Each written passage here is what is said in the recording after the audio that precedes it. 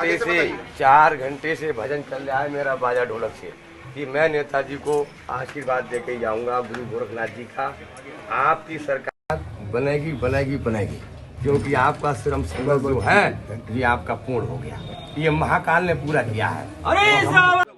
चुनाव का नतीजा आने से पहले हरीश रावत भले ही उत्तराखंड में कांग्रेस की सरकार बनने का दावा कर रहे हों और खुद भी मुख्यमंत्री बनने का सपना देख रहे हों, लेकिन उनके खिलाफ कांग्रेस के भीतर की साजिश एक बार फिर रफ्तार पकड़ने लगी है। उनका विरोधी गुट हावी होने लगा है और हरदा को घेरने की कोशिशें कांग्रेस के भीतर ही चौतरफा हो रही हैं। हरक सिंह रावत जो हाल ही में कांग्रेस में आए, वो फिर अपना रंग दिखाने लगे हैं। उन्होंने अपने तरीके से इन चुनाव का आकलन किया है। भले ही हरक ने चुनाव ना लड़ा हो, लेकिन उनका अपना राजनीतिक अनुभव है, इससे इनकार नहीं किया जा सकता। इसीलिए जब मतदान खत्म हुआ है और हरक देहरादून लौटे हैं तो उन्होंने ये दावा किया है कि उत्तराखंड में इस बार भी मोदी का क्रेज रहा है, मोदी लहर से इनकार किया नहीं जा सकता। ये हरक रावत का बयान है। अब इसका सीधा सीधा मतलब है कि हरक रावत हरीश रावत के उस दावे की हवा निकाल रहे हैं जिसमें हरीश रावत ने उत्तराखंड में 48 से ज्यादा सीटें जीतकर कांग्रेस की सरकार बनाने का दावा किया था। लेकिन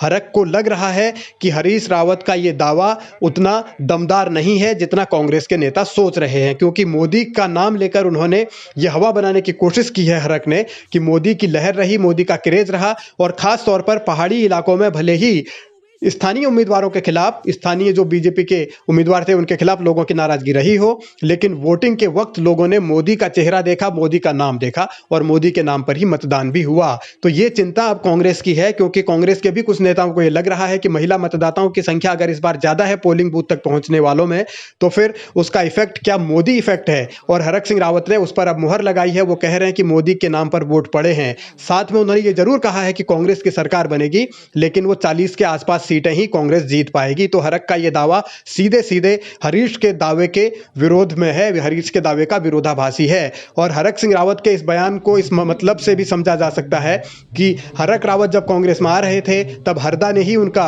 पुरजोर विरोध किया था और कई दिन तक हरक को चक्कर काटने पड़े थे, उनकी फजीहत भी हुई थी। इसीलिए हरक रावत ने अब हरीश रावत के उस बयान पर भी तंज कसा है जिसमें मुख्यमंत्री बनूंगा या घर बैठूंगा वाली बात हरीश ने कही थी। हरक ने साफ किया है कि नेताओं को, कांग्रेस के नेताओं को इस तरीके के बयानों से बचना चाहिए। यह सीधा सीधा हरक का हरीश पर ही हमला है। और इस पूरी बयानबाजी और सियासत के बीच बीजेपी भी कांग्रेस पर तंज कस रही है। भले ही नतीजे ना आए हों, लेकिन बीजेपी ने कांग्रेस के खिलाफ हमले तेज कर दिए हैं।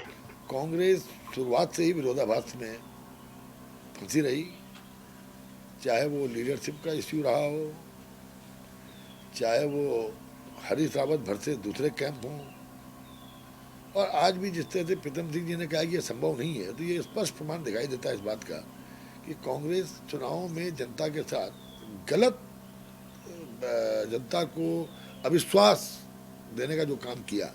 अगर आप कोई चीज़ अपने इलेक्शन मैनिफेस्टो में कहते हैं और बाद इलेक्शन के पोस्ट इलेक्शन आप उस चीज़ से मुकर जाते हो रिजल्ट आने से पहले, तो ये आपके चरित्र को दिखाता है कि कहीं ना कहीं बिना मतैकता के घोषणा पत्र को लाया गया है। वादे पूरे होंगे या नहीं, ये तो तब तय होगा जबकि कांग्रेस सत्ता में आ जाएगी। लेकिन उससे पहले ही कांग्रेस के झगड़े ये बताते हैं कि पार्टी के भीतर सब कुछ ठीक नहीं है और अगर सत्ता मिल भी गई तो सामान्य तरीके से सरकार चल पाएगी, इसकी उम्मीद अभी से कितनी करनी चाहिए कितनी नहीं, इसको लेकर आकलन किया जा सकता है। लेकिन हरक ने जिस तरीके से हरीश के खिलाफ मोर्चा खोला है, तो ये लगता है कि हरीश की राहें आने वाले दिनों में और ज्यादा कांटों भरी होने वाली हैं।